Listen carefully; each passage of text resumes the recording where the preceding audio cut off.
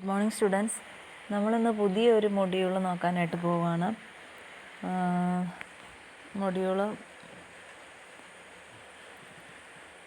Second മൊഡ്യൂളിൽ special contract, bailor and bailee, finder of lost goods, pledge, essentials, rights and duties of owner and പോണി.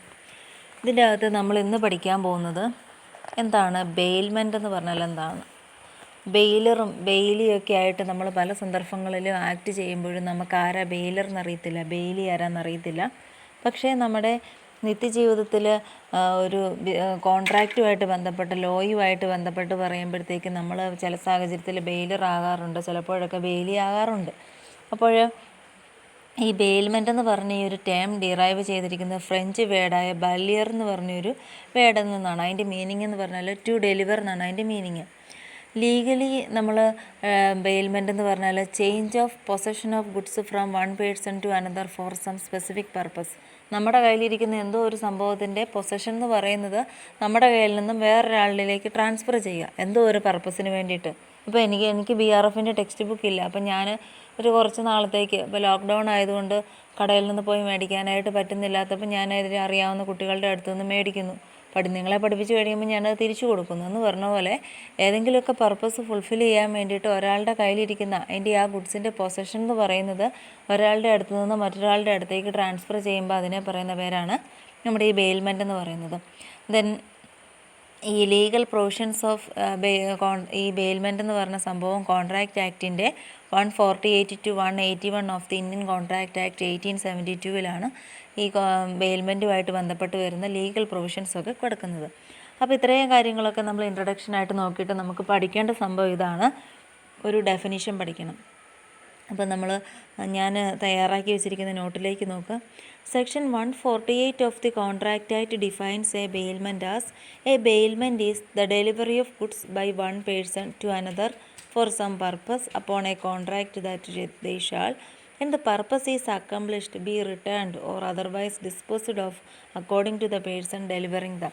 Definition പഠിക്കാൻ പറ്റുന്ന എല്ലാ കുട്ടികളും definition പഠിച്ചു കൊടുക്കുക. അപ്പോൾ അവിടെ പറഞ്ഞിരിക്കുന്നത് ഇങ്ങനെയാണ്. ബെയിൽമെൻ്റ് എന്ന് പറഞ്ഞാൽ ഒരു ഡെലിവറി ഓഫ് ഗുഡ്സ് ആണ് by one person to another for some purpose. എന്തോ ലക്ഷ്യത്തിന് വേണ്ടിയിട്ട് ഒരു വ്യക്തി മറ്റൊരാളുടെ അടുത്തേക്ക് ഗുഡ്സ് ട്രാൻസ്ഫർ ചെയ്യുന്നു. upon a contract that they shall, when the purpose is accomplished, be returned or otherwise disposed of. അവർ രണ്ടുപേരും തമ്മിൽ എന്താണ്, ഒരു കോൺട്രാക്റ്റ് ഉണ്ട്. when the purpose is accomplished, എന്തിനു വേണ്ടിയിട്ടാണോ കൊടുത്തത് ആ ലക്ഷ്യം കഴിയുമ്പോഴത്തേക്ക് be returned, ഒന്നെങ്കിൽ തിരിച്ചു കൊടുക്കും, ഓർ അതർവൈസ് ഡിസ്പോസ്ഡ് ഓഫ്, അല്ലെങ്കിൽ അത് അവിടെ എങ്ങാനും കളയുമോ എന്താണെന്ന് വെച്ചാൽ ചെയ്യും. According to the person delivering them, ഓരോന്നും ഓരോ വ്യക്തികളുടെ സ്വഭാവം അനുസരിച്ചാണ് ഇരിക്കുന്നത്. The person who delivered the goods is called bailor. ആരാണോ ആ ഗുഡ്സ് കൊടുക്കുന്നത് അയാളെ പറയുന്ന പേര് bailor. The person to whom they are delivered is called bailee. ആരുടെ കയ്യിലേക്കാണോ ആ ഗുഡ്സ് കൊണ്ടുപോയി കൊടുക്കുന്നത് അയാളെ പറയുന്ന പേര് bailee. The transaction is called bailment. ആ ട്രാൻസാക്ഷനെ പറയുന്ന പേരാണ് ബെയിൽമെൻറ്റ്. നിങ്ങളുടെ ടെക്സ്റ്റ് ബുക്കിൽ പേജ് നമ്പർ 1.145 കൊടുത്തിട്ടുണ്ട്. The delivery of goods by one person to another for a specific purpose is known as bailment. The following are the two parties to a contract: bailer, bailey. The person who delivered the goods is bailer. The person to whom the goods are delivered for a specific purpose is known as bailey. അപ്പോൾ baler ആരാ, Bailey ആരാ, bailment എന്ന് പറഞ്ഞാൽ എന്താണ്, ഒരു definition, ഇത്രയും കാര്യങ്ങൾ അവിടെ പഠിക്കണം. ഈ എക്സാമ്പിളൊക്കെ കൊടുത്തിട്ടുണ്ട്. A delivers a piece of cloth to be a tailor to be stitched into a suit. A lends a book to be returned after the examination. A deposit his luggage in a cloak room at a railway station. നമ്മുടെ കയ്യിലുണ്ട് watch ഉണ്ടായിരുന്നു, ആ watch എന്ന് പറയുന്നത് കേടായിപ്പോയി. അപ്പോൾ നമ്മൾ എന്നാ ചെയ്യും, നമ്മളത് കൊണ്ട് വാച്ച് നന്നാക്കുന്ന കടക്കാരൻ്റെ കൊണ്ടേ കൊടുക്കും. അപ്പോഴും നമ്മളെ പറയുന്ന പേര് ബെയിലർ, വാച്ച് നന്നാക്കുന്ന ആളെ പറയുന്ന പേര് ബെയിലി, ആ ട്രാൻസാക്ഷനെ പറയുന്ന പേര് ബെയിൽമെൻറ്റ്. അപ്പോൾ ഇത്രയും കാര്യങ്ങൾ, അല്ലെങ്കിൽ നമ്മുടെ വാച്ചോ സ്കൂട്ടറോ നമ്മൾ ഉപയോഗിക്കുന്ന ലാപ്ടോപ്പോ ഫോണോ എന്ത് വേണമെങ്കിലും കേടായി പോകാം. അപ്പോൾ ഈ ഒരു ട്രാൻസാക്ഷൻ്റെ പ്രത്യേകത എന്ന് പറഞ്ഞാൽ ഓണർഷിപ്പ് എന്ന് പറയുന്നത് എപ്പോഴും നമ്മുടെ കയ്യിൽ തന്നെയാണ്, മറിച്ച് പൊസഷൻ മാത്രമേ ട്രാൻസ്ഫർ ചെയ്യുന്നുള്ളൂ. അപ്പോൾ ഇങ്ങനെ പൊസഷൻ മാത്രം നമ്മുടെ അടുത്ത് നിന്ന് മറ്റൊരാളുടെ അടുത്തിലേക്ക് ട്രാൻസ്ഫർ ചെയ്ത് എന്തോ ഒരു ലക്ഷ്യത്തിന് വേണ്ടിയിട്ടാണ്, ചുമ്മാ ട്രാൻസ്ഫർ ചെയ്യുന്നതല്ല. അപ്പോൾ ആ ഒരു പർപ്പസ് അക്കംപ്ലിഷ് ചെയ്ത് കഴിയുമ്പോൾ ഒന്നെങ്കിൽ അത് നമുക്ക് തിരിച്ചു തരും. ഇപ്പോൾ ചില ക്ലോക്കൊക്കെ നന്നാക്കാനായിട്ട് കൊടുത്തു കഴിയുമ്പോഴത്തേക്ക് നമ്മളുടെ അടുത്ത് പറയും ഇത് നന്നാക്കുകയല്ല ശരിയാകുകയല്ല എന്ന് പറയുമ്പോൾ നമ്മൾ പറയുന്ന അവിടെ എങ്ങാനും കിടക്കട്ടെ, ഇനി ഇവിടെ കൊണ്ടുവന്നിട്ട് പ്രത്യേകിച്ച് പ്രയോജനമൊന്നുമില്ലല്ലോ എന്ന് പറയും. അപ്പോൾ അത് ഓരോരുത്തരുടെ സ്വഭാവത്തിനനുസരിച്ചാണ് ഇരിക്കുന്നത്. അപ്പോൾ അതാണ് പറഞ്ഞിരിക്കുന്നത് be returned or otherwise disposed of എന്ന് പറഞ്ഞിരിക്കുന്നത്. അപ്പം ഇത്രയും കാര്യങ്ങൾ അവിടെ നോക്കിയാൽ മതി. ഇനി നമുക്ക് നോക്കാനുള്ളത് ക്യാരക്ടറിസ്റ്റിക്സ് ഓഫ് എ ബെയിൽമെൻ്റ് ആണ്. ഞാൻ നിങ്ങളുടെ ടെക്സ്റ്റ് ബുക്കിൽ നോക്കിയിട്ട് ഇച്ചിരിയും കൂടി നല്ലത് ഞാൻ തന്നിരിക്കുന്ന നോട്ടാണെന്ന് എനിക്ക് തോന്നുന്നു. Essential features or characteristics of a ബെയിൽമെൻറ്റിൻ്റെ കാര്യം നമുക്ക് നോക്കാം.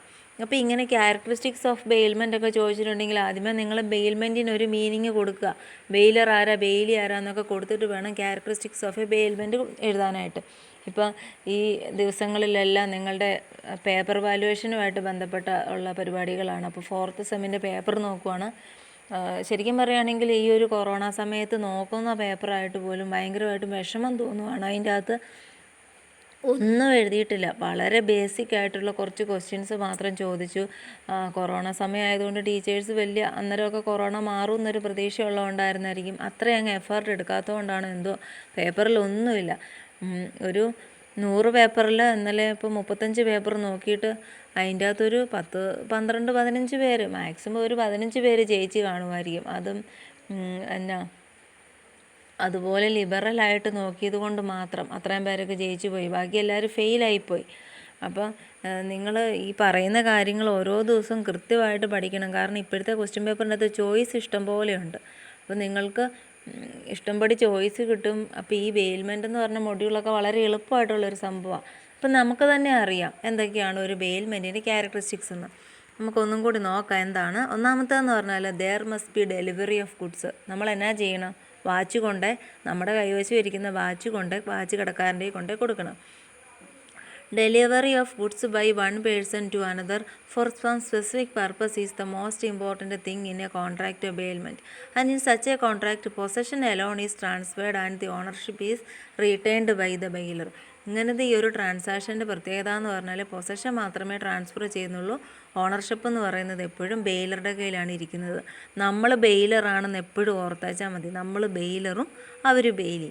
ദെൻ രണ്ടാമത്തേതെന്ന് പറഞ്ഞാൽ ആക്ച്വൽ ഓർ കൺസ്ട്രക്റ്റീവ് ഡെലിവറിയാണ് പറഞ്ഞിരിക്കുന്നത്. വളരെ ഇമ്പോർട്ടൻ്റ് ആയിട്ടുള്ളൊരു പോയിൻ്റാണ്.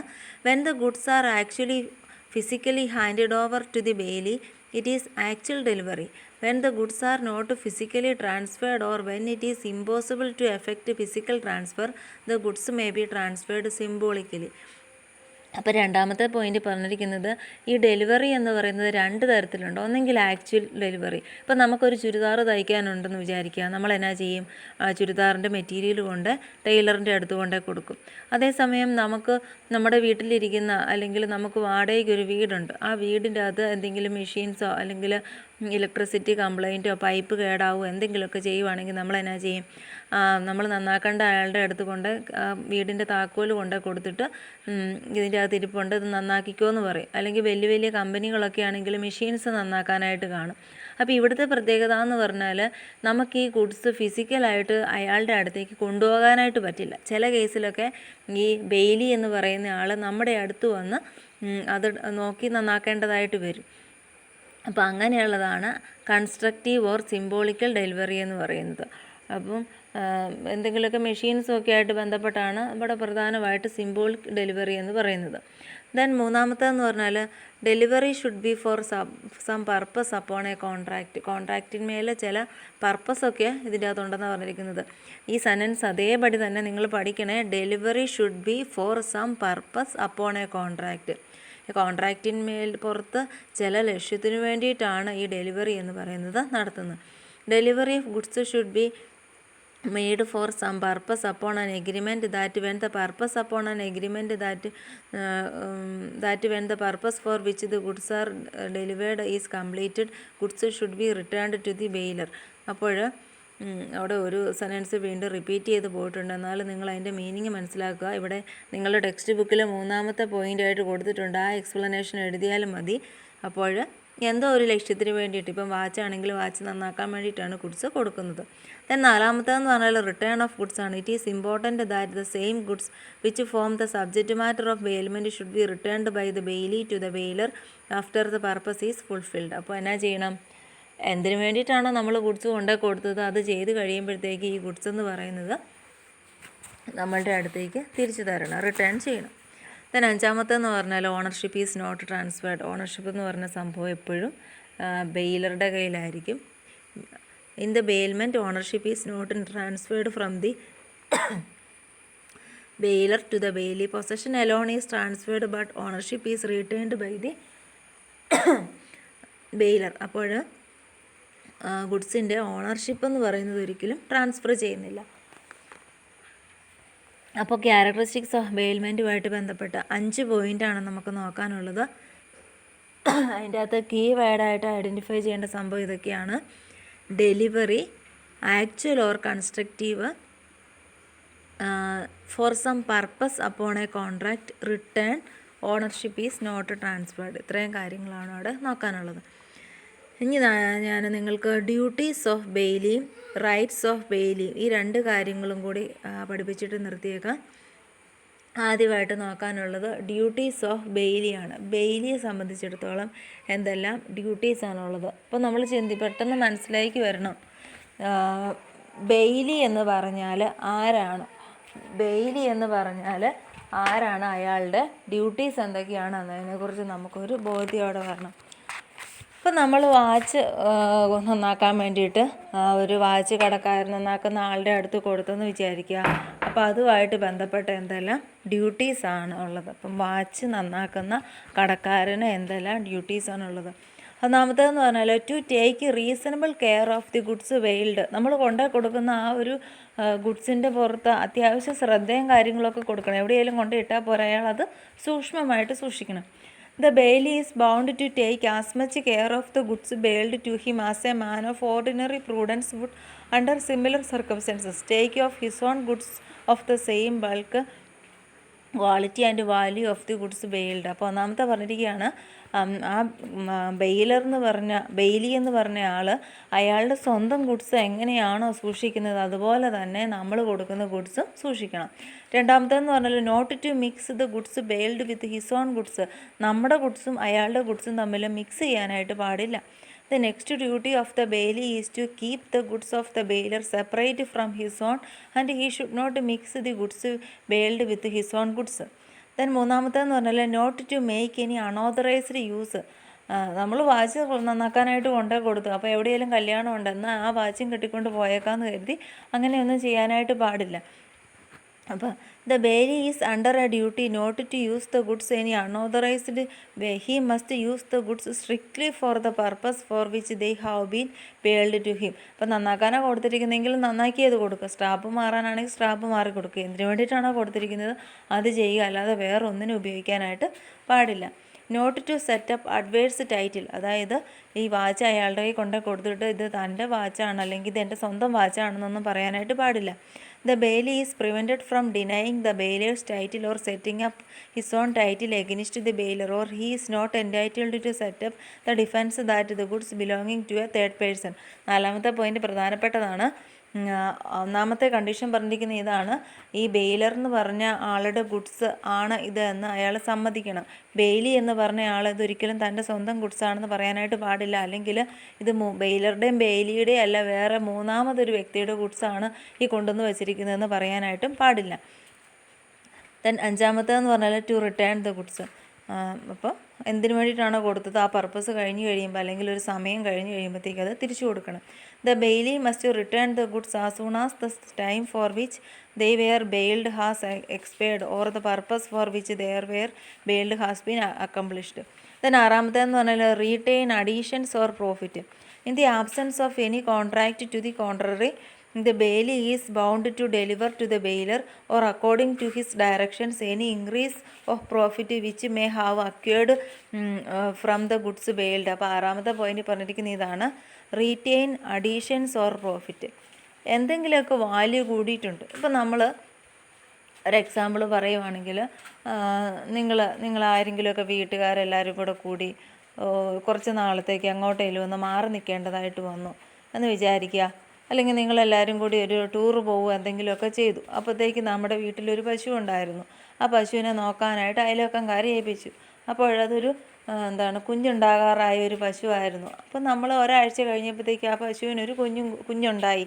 അപ്പോൾ ആ വീട്ടുകാരുടെ ഉത്തരവാദിത്വമാണ് ഈ പശുവിനും അല്ലേ തന്നുള്ളൂ എന്നും പറഞ്ഞിട്ട് പശുവിനെ മാത്രം തിരിച്ചു തന്നാൽ പോരാ, മറിച്ച് ആ പശുവിനും ഉണ്ടായിരിക്കുന്ന ആ കുഞ്ഞിനെയും കൂടി തിരിച്ചു കൊടുക്കാനായിട്ടുള്ള റൈറ്റ്. അതാണ് പറഞ്ഞിരിക്കുന്നത് റീറ്റെയിൻ അഡീഷൻസ് ഓർ പ്രോഫിറ്റ്. എന്തെങ്കിലും അഡീഷണലായിട്ട് അതിന് ഉണ്ടായിട്ടുണ്ടെങ്കിൽ, അങ്ങനത്തെ ഒരു സാഹചര്യം വന്നിട്ടുണ്ടെങ്കിൽ അതും കൂടി തിരിച്ച് കിട്ടാനായിട്ടുള്ള റൈറ്റ് എന്ന് പറയുന്നത് റൈറ്റ് അല്ല, ഡ്യൂട്ടി എന്ന് പറയുന്നത് ഈ ബെയിലിക്കുണ്ട്. ഇതെല്ലാം ബെയിലിയുടെ ഡ്യൂട്ടീസ് ആണെന്നുള്ള കാര്യം ഓർക്കുക. ഇതൊന്നും നമ്മളെ സംബന്ധിച്ചിടത്തോളം നമ്മുടെ അവകാശമല്ല, മറിച്ച് ബെയിലിയുടെ ഡ്യൂട്ടിയാണ്. ഇനി ഈ റൈറ്റ്സ് ഓഫ് ദ ബെയിലിക്കും അവകാശങ്ങൾ ഉണ്ട്. അത് ഏതൊക്കെയാണെന്ന് നോക്കുക. Right to enforce the duties of bailor. Right to enforce the duties of bailor എന്ന് പറഞ്ഞാൽ അത്രയേ ഉള്ളൂ meaning. The bailee can by a suit enforce the duties of bailor towards him. ഒന്നാമത്തെ പോയിന്റ് പറഞ്ഞിരിക്കുന്ന ഇതാണ്. ബെയിലർ എന്ന് പറഞ്ഞ ആൾ കുറേ ഡ്യൂട്ടീസ് ചെയ്യേണ്ടതായിട്ട് വരും. അതെല്ലാം നടപ്പിൽ വരുത്താനായിട്ടുള്ള റൈറ്റ്. അപ്പോൾ നിങ്ങൾ താഴേക്ക് നോക്കുമ്പോൾ മനസ്സിലാകും ഈ റൈറ്റ്സ് ഓഫ് ബെയിലർ എന്നും പറഞ്ഞുകൊണ്ട് കുറേ സംഭവങ്ങൾ കൊടുത്തിട്ടുണ്ട്. അതുപോലെ തന്നെ ഡ്യൂട്ടീസ് ഓഫ് ബെയിലറും കൊടുത്തിട്ടുണ്ട്. ഞാൻ അതുകൊണ്ടാണ് അവിടെ സ്പേസ് ഇട്ടിരിക്കുന്നത്. ഒന്നാമത്തേതായിട്ട് പറഞ്ഞിരിക്കുന്ന ഇതായിരുന്നു, rights to enforce the duties of bailor. Bailor എന്ന് പറഞ്ഞ ആളുടെ കുറേ ഡ്യൂട്ടീസ് ഉണ്ട്, അതെല്ലാം നടത്തി കിട്ടാനായിട്ടുള്ള റൈറ്റ് ഉണ്ട്. ഇനി അത് ഏതൊക്കെയാണെന്ന് താഴത്തെ പോയിൻറ്റിൻ്റെ അകത്ത് കൊടുത്തിട്ടുണ്ട്. അത് ഓരോന്നായിട്ട് ഡ്യൂട്ടീസ് ഓഫ് ബെയിലർ ഓരോന്നായിട്ട് അവിടെ എഴുതി വെക്കണം. Duty to disclose the non defect, duty to bear extraordinary expenses എന്നൊക്കെ പറഞ്ഞ് കൊടുത്തിട്ടില്ലേ. ആ കാര്യങ്ങളെല്ലാം നടപ്പിൽ കിട്ടാനായിട്ടുള്ള റൈറ്റ് എന്ന് പറയുന്നത് നമ്മുടെ ബെയിലർക്കുണ്ട്. അത് താഴെ നിങ്ങൾ നോക്കി എഴുതിയാൽ മതിയാവും. രണ്ടാമത്തേന്ന് പറഞ്ഞാൽ rights of lien unless there be a contract to the contrary. പിടിച്ചു വയ്ക്കാനായിട്ടുള്ള അവകാശം. വാച്ച് നന്നാക്കുന്ന അയാൾക്ക് ഗുഡ്സ് പിടിച്ചു വയ്ക്കാനായിട്ടുള്ള അവകാശം. എപ്പോഴാണ് പിടിച്ചു വെക്കുന്നതെന്ന് അറിയാലോ. നമ്മൾ വാച്ച് നന്നാക്കി കഴിഞ്ഞപ്പോൾ പൈസ കൊടുത്തില്ല, അല്ലെങ്കിൽ എന്തെങ്കിലും കണ്ടീഷൻസ് ഫുൾഫിൽ ചെയ്യാനുണ്ടായിരുന്നു, അത് ചെയ്തില്ല, അത്രയും നാളും അത് പിടിച്ചു വയ്ക്കാനായിട്ടുള്ള അവകാശം. When the bailee has rendered any service involving labour or skill in respect of the goods bailed in accordance with the purpose of bailment, he has a lien over such goods for receiving due remuneration of his services.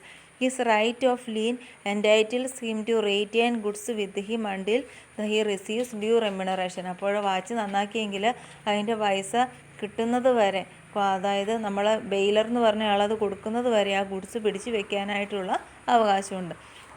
മൂന്നാമത്തെന്ന് പറഞ്ഞാൽ right to deliver goods to one of the joint owners in the absence of any agreement to the contrary.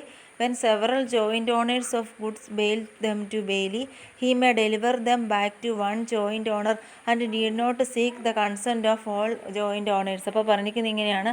നമ്മുടെ ഈ goods എന്ന് പറയുന്നത് ഒന്നിലധികം ആൾക്കാരുടെ ഉടമസ്ഥതയിലുള്ളതാണ്. ഇപ്പം വലിയൊരു machine, അത് കുറേ പേര് കൂട്ടായിട്ട് നിന്നാണ് ആ മെഷീൻ ഉപയോഗിക്കുന്നതെങ്കിൽ ആ മെഷീൻ എന്ന് പറയുന്നത് അത് നന്നാക്കി കഴിയുമ്പോൾ അതിലേതെങ്കിലും ഒരു ഓണറുടെ കയ്യിലേക്ക് കൊടുക്കാനായിട്ടുള്ള റൈറ്റ് ഉണ്ട്. ദെൻ നാലാമത്തെന്ന് പറഞ്ഞാൽ no liability to the true owners if bailee act as per the directions of bailor. Where a bailor has no title to the goods and he still makes a bailment and the bailee acting in good faith subsequently delivers these goods back or as per the directions of the bailor, the bailey is not responsible to the owner in respect of such a delivery. നാലാമത്തെ point വലിയ complicated ആയിട്ടൊക്കെ തോന്നുന്നു. ഇത്രയേ ഉള്ളൂ meaning. Watch നന്നാക്കാനായിട്ട് നമ്മളൊരു കടക്കാരൻ്റെ കൊണ്ട് കൊടുത്തു, അയാളത് നന്നാക്കി. കുറച്ച് കഴിഞ്ഞപ്പോൾ വേറെ ആൾക്കാർ വന്ന് പറയുവാണ് ഇത് എൻ്റെ വാച്ചാണെന്നൊക്കെ പറഞ്ഞുകൊണ്ട് അവിടെ വഴക്കുണ്ടാക്കിയിട്ടുണ്ടെങ്കിൽ നമ്മൾ ആരാണ് നന്നാക്കാനായിട്ട് കൊടുത്തത് അയാളുടെ കയ്യിൽ നന്നാക്കി കൊടുക്കുക എന്നുള്ള ഉത്തരവാദിത്വം മാത്രമേ ഉള്ളൂ. അപ്പോൾ വേറെ പ്രത്യേകിച്ച് റൈറ്റ്സും കാര്യങ്ങളും ഒന്നും ബെയിലിക്കില്ല. അത് ആരാണെന്ന് അന്വേഷിക്കാനോ അതിൻ്റെ ബാക്കി കാര്യങ്ങളോ ഒന്നും നടത്തേണ്ട ഉത്തരവാദിത്വമില്ല. ആരാണോ കൊടുത്തത് അയാളുടെ കയ്യിലേക്ക് കൊടുത്ത് അതിൻ്റെ ബാധ്യത ഒഴിവാകാനുള്ള റൈറ്റ് എന്ന് പറയുന്നത് ബെയിലിക്കുണ്ട്. അപ്പോൾ ഇത്രയും കാര്യങ്ങൾ നിങ്ങളൊന്ന് പഠിക്കണം. ഇതിൻ്റെ ഒരു പ്രത്യേകത എന്നാന്ന് വെച്ചാൽ ഹെഡിങ് മാത്രം പഠിച്ചു കഴിയുമ്പോൾ നമുക്ക് എക്സ്പ്ലനേഷൻ തന്നെ എഴുതാം. പിന്നെ റിയൽ ലൈഫുമായിട്ട് ബന്ധപ്പെട്ടുള്ളതായതുകൊണ്ട് നമുക്ക് ബുദ്ധിമുട്ടുമില്ല. പ്രത്യേകം ശ്രദ്ധിച്ചോണം, നിങ്ങൾ നിങ്ങളുടേതായ ഭാഷയിൽ ഒരിക്കലും BRFന് ആൻസർ എഴുതാനായിട്ട് നിൽക്കരുത്. സ്റ്റാൻഡേർഡ് ഫോർമാറ്റ് തന്നിട്ടുണ്ട്, അതനുസരിച്ച് കുറച്ച് വേർഡുകളൊക്കെ അതിൻ്റെ അകത്ത് ഉണ്ടായിരിക്കണം, എന്നാലേ അത് പൂർത്തിയാകുകയുള്ളൂ. അപ്പോൾ അങ്ങനെയുള്ള കാര്യങ്ങൾ ശ്രദ്ധിക്കുക, നോക്കി പഠിക്കുക. Okay, thank you.